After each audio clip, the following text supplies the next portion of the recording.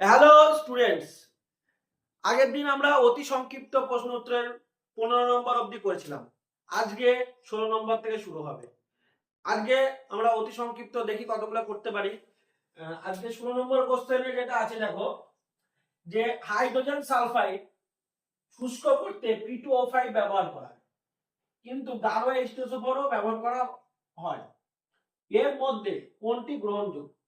দুটো যদি ব্যবহার করা হয়, দুটোর মধ্যে কোনটি বেশি গ্রহণযোগ্য হবে সেটা আমরা দেখব। প্রথমটা দেখো, আমরা এইটা নিই, গাঢ় H2SO4। এই যে হাইড্রোজেন সালফাইড এবং গাঢ় H2SO4, এই যে গাঢ় H2SO4 এ কি হিসাবে কাজ করে? এ হচ্ছে জারক পদার্থ হিসাবে কাজ করে। আর হাইড্রোজেন সালফাইড কি হিসাবে কাজ করে? বিজারক হিসাবে কাজ করে। বিজারক হিসাবে কাজ করে। এরা জানে না, এই যে হাইড্রোজেন সালফাইড, গাঢ় হাইড্রোজেন সালফাইড এ H2S কে জারিত করে কিসে করে? সালফারে, সালফার এবং সালফার ডাই অক্সাইডে পরিণত করে এবং তার সাথে 3 অণু জল উৎপন্ন করে। তার সাথে 3 অণু জল উৎপন্ন করে।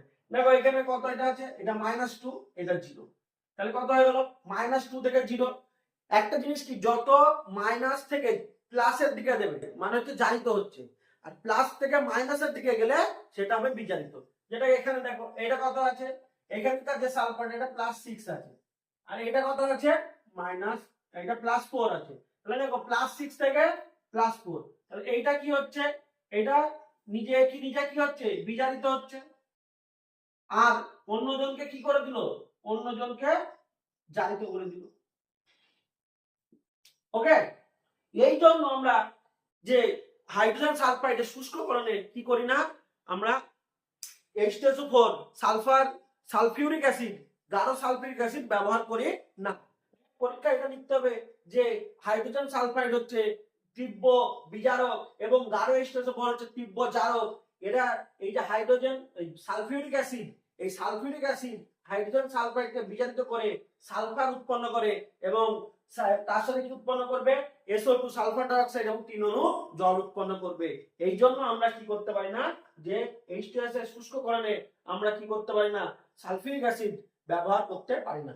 আর আমাদের এদিকে P2O5 করে, P2O5 এ H2S এর সাথে বিক্রিয়া করে না কোনো। আবার এই যে P2O5 যে জলটা থাকবে, এটার মধ্যে কি আছে? জল আছে। যখন আমরা পরীক্ষাগারে প্রস্তুত করছি তার জন্য তো শুষ্ক করছি, শুষ্ক করা মানে জল আছে, জলটাকে নেবে। এই P2O5 জলের সাথে বিক্রিয়া করে, 3 অণু জলের সাথে বিক্রিয়া করে কি উৎপন্ন করবে? ফসফরিক অ্যাসিড উৎপন্ন করবে। কি উৎপন্ন করে? Phosphoric acid. Phosphoric acid. তাহলে দেখো এই জলের সাথে এটা বিক্রিয়া করে যাচ্ছে, তাহলে এই যে পরীক্ষাগার থেকে জলটাকে শোষণ করে নিচ্ছে। ওকে, তাহলে আমাদের এই জন্য আমরা P2O5টা ব্যবহার করা আমাদের এখানে বেশি গ্রহণযোগ্য এবং ভালো। দেখো দেখে নাও 16 নম্বর কোশ্চেনটা দেখে নাও, খুবই ভালো কোশ্চেন এটা। এবার আমরা নেক্সট কোশ্চেনে চলে যাব, কোশ্চেন নাম্বার 17। কোশ্চেন নাম্বার 17 কি বলছে? ফেরিক ক্লোরাইড এর জলীয় দ্রবণে অ্যামোনিয়ার জলীয় দ্রবণ যোগ করলে যে পদক্ষেপ পাওয়া যাবে তার সংকেত। এবার দেখো, ফেরিক ক্লোরাইড মানে হচ্ছে FeCl3। এইখানে Fe আয়রনের যোজ্যতা হচ্ছে কত? +3। যদি আয়রনের যোজ্যতা +2 হতো তাহলে সেটাকে আমরা কি বলতাম? Ferrous chloride. ফেরাস, কিন্তু এটা যেহেতু 3 আছে ওই জন্য এটাকে বলবো ফেরিক ক্লোরাইড। এর সাথে কি বলছে? অ্যামোনিয়ার জলীয় দ্রবণ। আমি আগে বলেছিলাম অ্যামোনিয়ার জলীয় দ্রবণ মানে অ্যামোনিয়াম হাইড্রোক্সাইড, এর যেন মনে থাকে। তাহলে এর মধ্যে কি দেবো? অ্যামোনিয়াম হাইড্রোক্সাইড দেবো। কি উৎপন্ন হবে? অ্যামোনিয়াম ক্লোরাইড এবং তার সাথে ফেরিক হাইড্রোক্সাইড। এইটা কালারটা কি? এইটার কালার এটা হচ্ছে লালচে বাদামি। ওকে, এটা নাম কি? এটা নামটাও লিখে দিচ্ছি, ফেরিক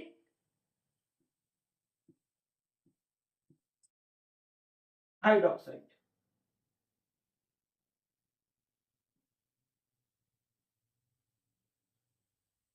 ওকে, তা দেখে নাও, এটা সমতা বিধান করে দিই 3, এখানে 3 হবে, তাহলে সমান্তরাল হয়ে গেল। তাহলে এখানে কি বলবো যে অদক্ষেপটা পড়ে, কোনটা অদক্ষেপ পড়ে, এইটা অদক্ষেপ পড়ে, তাহলে এইটার সংকেত লিখতে হবে। তাহলে আমার এই যে ফেরিক হাইড্রোক্সাইড এইটা অদক্ষেপ পড়ে, এইটার সংকেতটা আমাকে লিখতে হবে। ওকে, এবার 18 নম্বর কোশ্চেন কি বলছে দেখো, NOH দিয়ে ক্ষারকৃত হাইড্রোজেন সালফাইড এর জলীয় দ্রবণে কয়েক ফোঁটা সোডিয়াম নাইট্রোক্সাইড জলীয় দ্রবণ যোগ করলে বর্ণের কিরূপ পরিবর্তন হবে? অর্থাৎ কি কালার দেখা যাবে? বেগুনি কালার দেখা যাবে। কি কালার? বেগুনি। ওকে, তাহলে এই বেগুনি কালারটা কোন কম্পাউন্ডের জন্য হচ্ছে সেটা আমরা দেখি। তাহলে আমরা কি নেব? NOH নেব, এটা 2 অণু লাগবে, এর সাথে কি লাগবে? হাইড্রোজেন সালফাইড লাগবে, তার সাথে কি দেব? সোডিয়াম নাইট্রোক্সাইড। সোডিয়াম নাইট্রোক্সাইডের সংকেত কি? Na2FeCN5NO। কি উৎপন্ন হবে? সোডিয়াম থায়োনাইট্রোক্সাইড, সোডিয়াম থায়োনাইট্রোক্সাইড 5NOS, এবং তার সাথে 2 অণু জল। এই যে কম্পাউন্ডটা সোডিয়াম থায়োনাইট্রোক্সাইড, এটার জন্যই যে কালারটা হচ্ছে সেটা হচ্ছে কি বেগুনি কালার। এটার জন্য যে কালারটা হচ্ছে সেটা হচ্ছে কি বেগুনি কালার। তাহলে আমার যে রিঅ্যাকশনটা এইটা দাঁড়াবে। ওকে, এই যে কম্পাউন্ডটা সোডিয়াম থায়োনাইট্রোক্সাইড, এইটার জন্য আমার যে কালারটা সলিউশনে সেটা কি আসছে? বেগুনি বর্ণের, তাহলে বর্ণের কি পরিবর্তন হবে? বেগুনি হবে। ওকে, তাহলে আমরা 18 নম্বর কোশ্চেনটা হয়ে গেল। এবার আমরা চলে যাব 19 নম্বর কোশ্চেনে। তার আগে বোর্ডটা ক্লিন করতে হবে, বোর্ডটা ক্লিন করি। কোশ্চেন নাম্বার 19 কি বলছে? অ্যালুমিনিয়াম ক্লোরাইডের জলীয় দ্রবণে অ্যামোনিয়ার জলীয় দ্রবণ যোগ করলে যে অদক্ষেপ পড়ে তার সংকেত। তাহলে এইটা আমার সংকেত কি হবে? এটা আমি লিখে দিচ্ছি অ্যালুমিনিয়াম ট্রাই হাইড্রোক্সাইড বা অ্যালুমিনিয়াম হাইড্রোক্সাইড, এটাকে আমরা বলতে পারি। এটা দেখতে কি রকম? সাদা জেলির মতো। যে অদক্ষেপটা পড়ে সেটা হচ্ছে কি সাদা জেলির মতো। রিঅ্যাকশনটা লিখবো অ্যালুমিনিয়াম ক্লোরাইড LCl3। এবার অ্যামোনিয়ার জলীয় দ্রবণ, আমি কি বলেছিলাম? অ্যামোনিয়া আর তার সাথে জল, এরা বিভিন্ন বিক্রিয়া করে কি উৎপন্ন করে? Ammonium hydroxide. অ্যামোনিয়ার জলীয় দ্রবণ মানে অ্যামোনিয়াম হাইড্রোক্সাইড। অ্যামোনিয়াম হাইড্রোক্সাইড দেব, কি উৎপন্ন হবে? অ্যামোনিয়াম ক্লোরাইড উৎপন্ন হবে, এবং তার সাথে অ্যালুমিনিয়াম হাইড্রোক্সাইড উৎপন্ন হবে। এটা কিরকম দেখতে? সাদা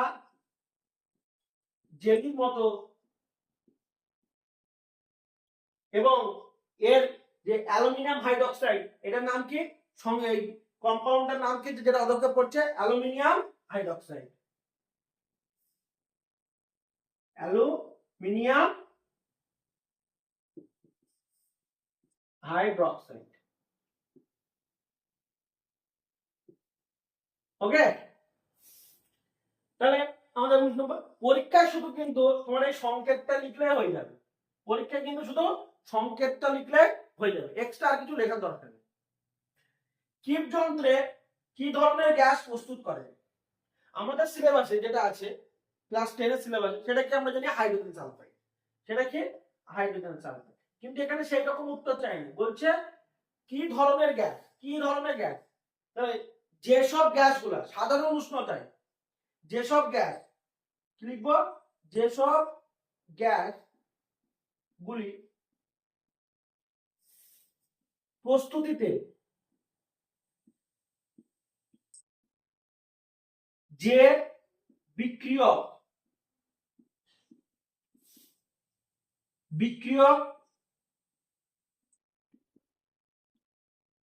ব্যবহার করা হয়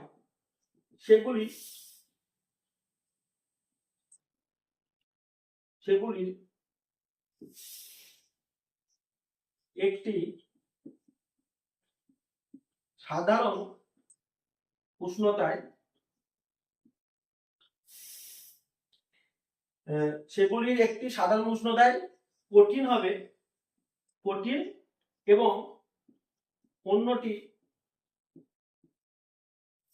সাধারণ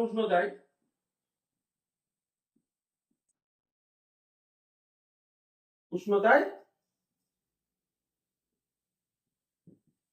তরল হবে।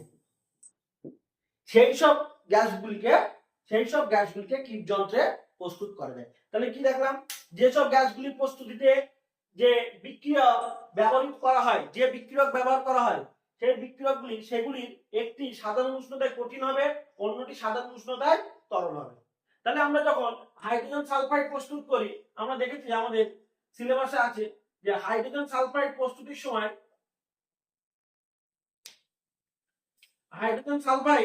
সময় আমরা কি করি,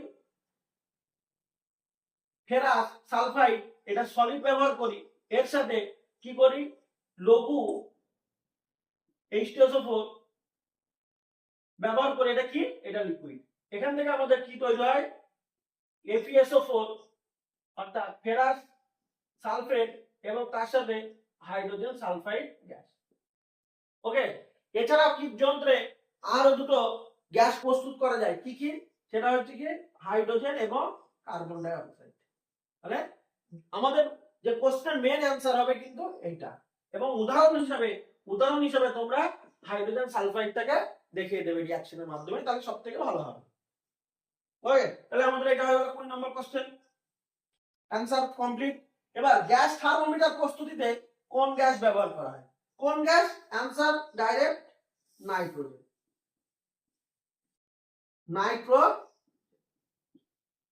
ব্র্যাকেটে N। তাহলে আমাদের 21 নম্বর কোশ্চেন কমপ্লিট হয়ে গেল। এবার আমরা চলে যাব কত নম্বর কোশ্চেনে? 22 নম্বর কোশ্চেনে। তাহলে ক্লিন করতে হবে। কোশ্চেন নাম্বার 22 কি বলছে, বিলীয়মান রং কি? দেখো, বিলীয়মান রং হচ্ছে অ্যামোনিয়াম হাইড্রোক্সাইড এর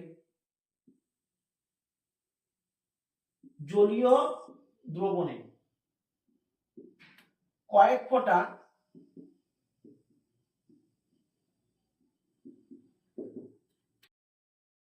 ফোঁটা ফেনলফথেলিন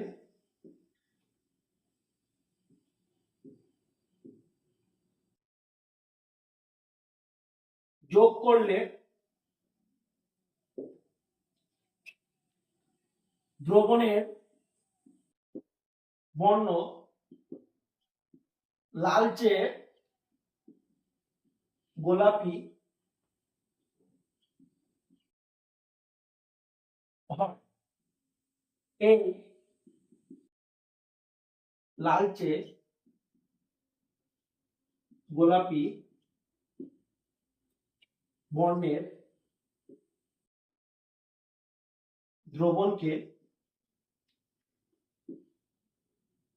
বিলীয়মান রং বলে।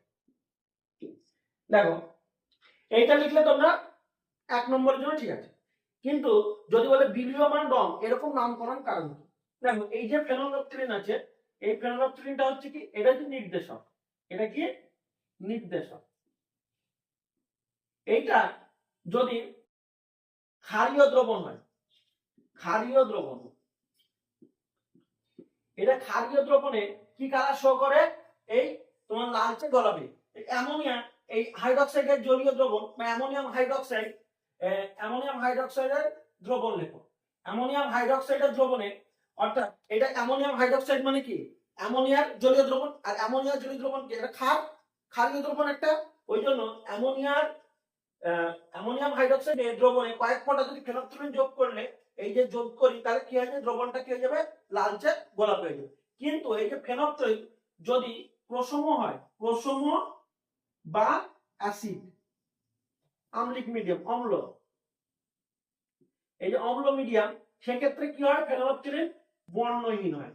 এবার দেখো, সাদা জামার উপরে এই অ্যামোনিয়াম হাইড্রোক্সাইড যদি দেওয়া থাকে, সাদা জামার উপরে তুমি ফেনলফথেলিন দিয়ে রাখো। ওকে, ফেনলফথেলিন দেওয়া আছে, এবার ওর মধ্যে যদি তুমি অ্যামোনিয়াম হাইড্রোক্সাইডের অ্যামোনিয়াম হাইড্রোক্সাইডের দ্রবণটা যদি অ্যাড করো বা অ্যামোনিয়ার যে জলীয় দ্রবণ আছে সেটা যদি তুমি কারোর গায়ে দাও বা সাদা জামার উপরে দাও, তাহলে কি হয়ে যাবে, সঙ্গে সঙ্গে বর্ণটা কি হয়ে যাবে, লালচে গোলাপি কালার হয়ে যাবে। এবার কিছুক্ষণ পরে আমরা কি জানি, অ্যামোনিয়াম হাইড্রোক্সাইড যদি আমরা এটাকে যদি খোলা বাতাসে রেখে দিই, তাহলে কি হয়, অ্যামোনিয়া ওখান থেকে উড়ে চলে যায়। যে জলে দ্রবীত ছিল যে অ্যামোনিয়াটা, সেটা কি হয়, জলে থেকে সেটাকে জলে দ্রবীত অবস্থায় থাকা যেটা ছিল সেটা কি হয়, বাতাসে উড়ে চলে যায়। কারণ অ্যামোনিয়া কি উদ্বায়ী, অ্যামোনিয়া কি উদ্বায়ী।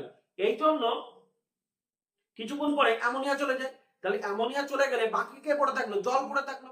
জল আর ফেনোলফথলিন পড়ে আছে।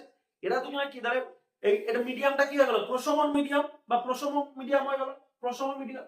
তাহলে তখন কি হয়ে যাবে, ওই গোলাপি কালারটা থাকবে, তখন কি হয়ে যাবে, বর্ণহীন হয়ে যাবে। তাহলে কালারটা কি রকম হয়ে যাবে, বর্ণহীন হয়ে যাবে। এই যে বর্ণহীন হয়ে যাচ্ছে, এই যে তাহলে কি হচ্ছে, বিলীয়মান রংটা কি হয়েছিল, প্রথমে লালচে গোলাপি ছিল, তারপরে কিছুক্ষণ পর গোলাপি, যে লালচে গোলাপি কালারটা সেটা থাকছে না, মানে বিলীন হয়ে যাচ্ছে। এই জন্য এই জিনিসটার, এই ঘটনাটার নাম পড়েছে কি, বিলীয়মান রং। ওকে, তাহলে কেন যে বিলীয়মান রং হলো সেটা যদি বলে, তাহলে এই যে বললাম যেটুকু, এইটুকুই ভাষায় লিখলে তোমার ফুল নাম্বার চলে আসবে। বা এটাকে যদি তুমি বানিয়ে লিখতে পারো, বানিয়ে বলতে এটাকে সাজিয়ে যদি তুমি লেখো, সেক্ষেত্রেও তোমার এই যে সংজ্ঞাটা লিখে দিচ্ছি যে বিলীয়মান রং কাকে বলে, আমি যেটা মুখে বললাম সেটাও যদি তুমি সাজিয়ে লিখো, দুটোই যেটাই লিখবে তোমাকে ফুল নাম্বার দেবে। ওকে, এবার দেখো, তাহলে আমাদের 22 নম্বর কোশ্চেনটা হয়ে গেল। 23 নম্বর কোশ্চেনটা কি বলছে দেখো, বজ্রপাতের ফলে বায়ুমণ্ডলের নাইট্রোজেন এবং অক্সিজেনের বিক্রিয়ায় কোন যৌগ উৎপন্ন হয়? কোন যৌগ? Nitric oxide. কোন যৌগ উৎপন্ন হয়? Nitric oxide. এটা কি সংকেত, কি NO। কিরকম বিক্রিয়াটা কি হবে, এইটুকু অ্যান্সার আমার হয়ে গেল 1 নম্বর। এটা 1 নম্বর আমি পেয়ে গেলাম, যে বজ্রপাতের ফলে বায়ুমণ্ডলে N2O2 বিক্রিয়ায় কোন যৌগ, লিখবো কোন জায়গায়, এখানে এই জায়গাটা কি লিখে দেবো, নাইট্রিক অক্সাইড, ব্র্যাকেটে NO লিখে দেবো, যৌগ উৎপন্ন হয়। বিক্রিয়াটা কি হবে, N2 + O2 কি উৎপন্ন, 2NO। এটা হচ্ছে বিক্রিয়া। কোন সময় হবে, বজ্রপাতের সময়। বজ্রপাতের সময়। আমার অ্যান্সার 23 নম্বর কমপ্লিট। 24 নম্বর, অ্যামোনিয়া থেকে উৎপন্ন একটি জৈব সারের নাম কি বলেছে, এটা কিন্তু খেয়াল রাখতে হবে, জৈব সার। এখানে কিন্তু অ্যামোনিয়াম সালফেট বা অ্যামোনিয়াম নাইট্রেট দিলে কিন্তু ভুল হয়ে যাবে, কারণ ওইগুলো হচ্ছে অজৈব সার। তার জন্য এই জায়গাটা কিন্তু লক্ষ্য রাখতে হবে, জৈব সার বলেছে না অজৈব সার। যদি শুধু সার বলে তুমি যেটাই লিখবে সেটাই সঠিক, কিন্তু যদি বলে জৈব সার বা অজৈব সার, তখন কিন্তু যেটা জৈব সার সেটা লিখতে হবে। জৈব সার কি আমাদের, আমরা জানি ইউরিয়া। ইউরিয়া সংকেত চেয়েছে, সংকেত চেয়েছে, সংকেতও লিখতে বলেছে। তাহলে ইউরিয়ার সংকেত কি আমরা জানি, বলো, NH2 CO NH2। বা এটাকে কিভাবে লেখা হয়, এটাকে আমি বলেছিলাম CO NH2 2, এটাকে এইভাবেও লেখা হয়। ওকে, তাহলে আমাদের 24 নম্বর কোশ্চেন आंसर হয়ে গেল। এবার আমরা চলে যাব 25 নম্বরের आंसरे। কোশ্চেন নম্বর 25 কি বলছে, 25, কপার সালফেটের জলীয় দ্রবণের মধ্য দিয়ে H2S হাইড্রোজেন সালফাইড গ্যাস চালনা করলে যে অধক্ষেপ পড়ে তার সংকেত। তাহলে অ্যানসার কি হবে, যে অধক্ষেপটা পড়ে তার সংকেত, অ্যানসার কি হবে, CuS। এটার নাম কি, এটাকে আমরা কপার সালফাইডও বলতে পারি বা কিউপ্রিক সালফাইড, কিউপ্রিক সালফাইডও বলতে পারি। তাহলে এইটা হচ্ছে আমার অ্যানসার, অ্যানসার হলো। এবার রিঅ্যাকশনটা কি রকম হয়, কপার সালফেট, তার মধ্যে কি দেব, হাইড্রোজেন সালফাইড, বিক্রিয়া করে কপার সালফাইড এবং কি উৎপন্ন হবে, H2S উৎপন্ন হবে, সালফিউরিক অ্যাসিড। এইটা, এই যে কপার সালফাইড বা কিউপ্রিক সালফাইড, এটার জন্য যে কালোটা হয়, বর্ণটা কি হয়, কালো বর্ণ, এটা অধক্ষেপ হয় এইটা। তাহলে এইটা লিখলে আমার অ্যানসার হয়ে যাবে। এবার 26 নম্বর কোশ্চেন। 26 নম্বর কোশ্চেনে কি বলছে, অসওয়ার্ড পদ্ধতিতে এই জগতে শিল্প বস্তুতে ব্যবহৃত অনুঘটকটি কি, অনুঘটকটা কি। তাহলে আমার অ্যানসার কি হবে, অ্যানসার হচ্ছে প্লাটিনাম,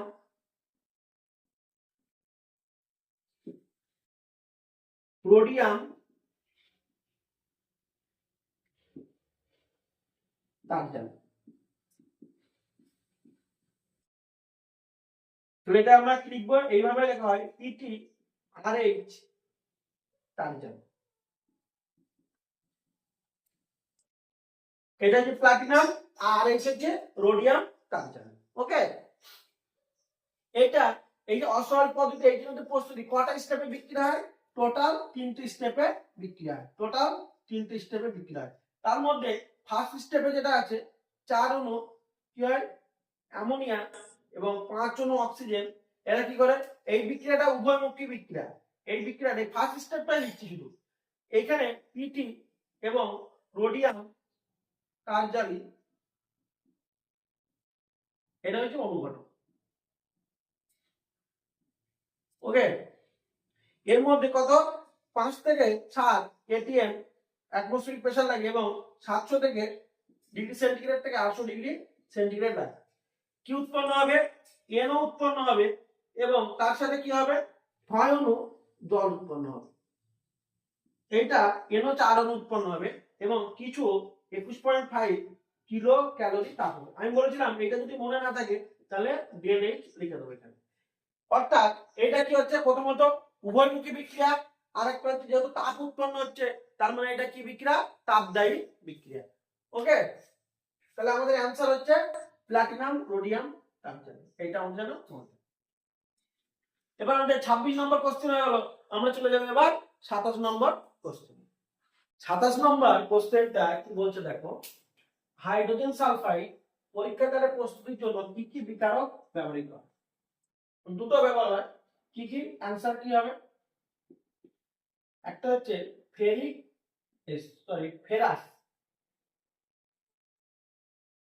ফেরাস সালফাইড, সংক্ষেপ কি? FeS, এবং লঘু সালফিউরিক অ্যাসিড, সংক্ষেপ কি? H2SO। বিক্রিয়াটা লিখছি না, বিক্রিয়াটা অনেক কবার লিখে দিয়েছি অলরেডি, আর লিখছি না, বিক্রিয়াটা 2-3 বার লেখা হয়ে গেছে। এবার আমরা চলে আসবো Mg3N2 অর্থাৎ ম্যাগনেসিয়াম নাইট্রাইটের আর্দ্র বিশ্লেষণ। এই দেখো, আর্দ্র বিশ্লেষণ যদি বলে, কোন কম্পাউন্ডের আর্দ্র বিশ্লেষণ যদি বলে, তার মানে জলের সাথে বিক্রিয়া। তার মানে কি? জলের সাথে বিক্রিয়া। যে গ্যাস উৎপন্ন হয় তার নাম ও প্রকৃতি লিখব। তাহলে আমরা কি লিখবো? কোন গ্যাস উৎপন্ন হয়? অ্যামোনিয়া গ্যাস উৎপন্ন হয়। কোন গ্যাস? অ্যামোনিয়া। এবং এর ধর্ম কি? ধর্মটা কি? ক্ষার ধর্ম। ক্ষার ধর্মী। কি ধর্মী? ক্ষার ধর্মী। ওকে, এবার আমরা কি করব? রিঅ্যাকশনটা লিখব। Mg3N2 ম্যাগনেসিয়াম নাইট্রাইট তার সাথে 6 অণু জল, কি উৎপন্ন হবে? 3 অণু ম্যাগনেসিয়াম হাইড্রোক্সাইড উৎপন্ন এবং তার সাথে আমার 2 অণু কি উৎপন্ন হবে? অ্যামোনিয়া উৎপন্ন হবে। কত? 2 অণু অ্যামোনিয়া উৎপন্ন হবে। তাহলে আমার এটা হচ্ছে বিক্রিয়া। অ্যানসার এইটুকু লিখলে তোমরা অ্যানসার পেয়ে যাবে। এটা জাস্ট আমি এক্সট্রা ইনফরমেশন যে বিক্রিয়াটা কি ছিল সেটা দেখিয়ে দিলাম। এবার আমরা চলে আসবো 29 নম্বর। কি বলছে? আম্লিক পটাশিয়াম ডাইক্রোমেট। তাহলে পটাশিয়াম ডাইক্রোমেট এবং সেটা কি? আম্লিক অর্থাৎ অ্যাসিড। জলীয় দ্রবণটা কি? অ্যাসিড। এর মধ্যে H2S গ্যাস চালনা করলে বর্ণের কি পরিবর্তন হয় সেটা আমাদের লিখতে হবে। অ্যানসার আগে অ্যানসারটা লিখে দিই, তারপরে আমি রিঅ্যাকশনটা। কমলা বর্ণ পরিবর্তন হয়ে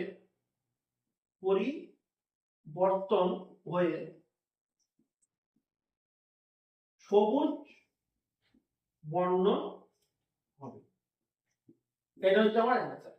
এই যে পটাশিয়াম ডাইক্রোমেট, এই যে পটাশিয়াম ডাইক্রোমেট, এই পটাশিয়াম ডাইক্রোমেটের যে কালারটা সেটা হচ্ছে কি? কমলা বর্ণের। এটা পরিবর্তিত হয়ে কি হবে? সবুজ বর্ণ হবে। এবার আমরা দেখি কোনটার জন্য, কোন কম্পাউন্ডটার জন্য সবুজ বর্ণ হচ্ছে এবং রিঅ্যাকশনটা কি আছে সেটা আমরা 27 নম্বর কোশ্চেনটা উঠছি।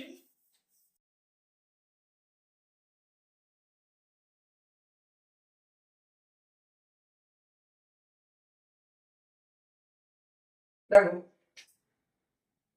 পটাশিয়াম ডাইক্রোমেট সংকেত কি K2Cr2O3 এর সাথে বিক্রিয়া কে করবে এর সাথে H2SO4 এবং তার সাথে 3 অণু হাইড্রোজেন সালফাইড এটা 4 অণু বিক্রিয়া করে কি উৎপন্ন করবে K2SO4 এবং তার সাথে যেটা Cr2SO4O3 এবং 7 অণু জল এবং 3 অণু সালফার এই যে K2Cr2O4 এই যে K2Cr2O4 এটা যে আম্লিক জলীয় দ্রবণ এটা হচ্ছে কি কমলা কালার এইটা কমলা কালারটা এই যে এখানে আছে ক্রোমিক এই কম্পাউন্ডের নাম কি এই কম্পাউন্ডের জন্য কালারটা কি হচ্ছে সবুজ হচ্ছে এই কম্পাউন্ডের এটার নাম কি ক্রোমিক সালফেট এটার নাম কি ক্রোমিক সালফেট ওকে আমাদের কিন্তু অ্যানসার এটা লিখলে হয়ে যাবে পরীক্ষায়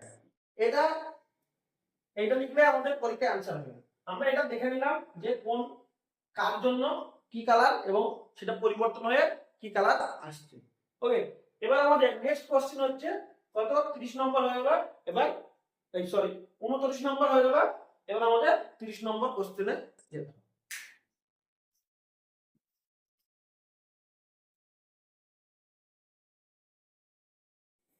30 নম্বর কোশ্চেনটা কি বলছে N2 এর পরীক্ষাগার প্রস্তুতিতে অ্যামোনিয়াম ক্লোরাইড সংকেত কি NH4Cl জলীয় দ্রবণের সঙ্গে অপর কোন যৌগ জলীয় দ্রবণ মিশ্রিত করে উত্তপ্ত করলে করা হয় ওকে আমাদের অ্যানসারটা কি হবে অ্যানসারটা হবে সোডিয়াম নাইট্রাইট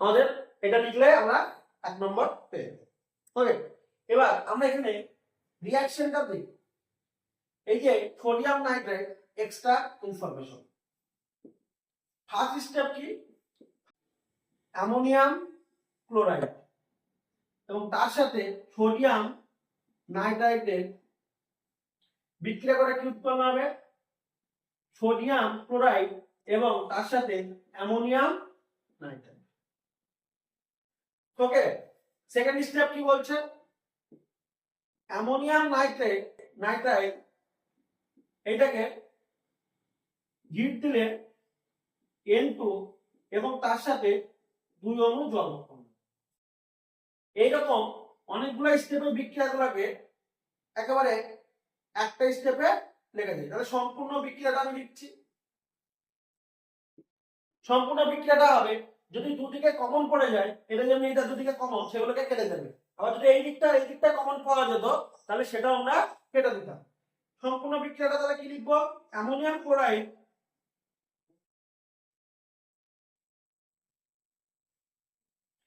তার সাথে সোডিয়াম নাইট্রাইট হিট দেব কি উৎপন্ন হবে N2 গ্যাস তার সাথে সোডিয়াম ক্লোরাইড এবং 2 অণু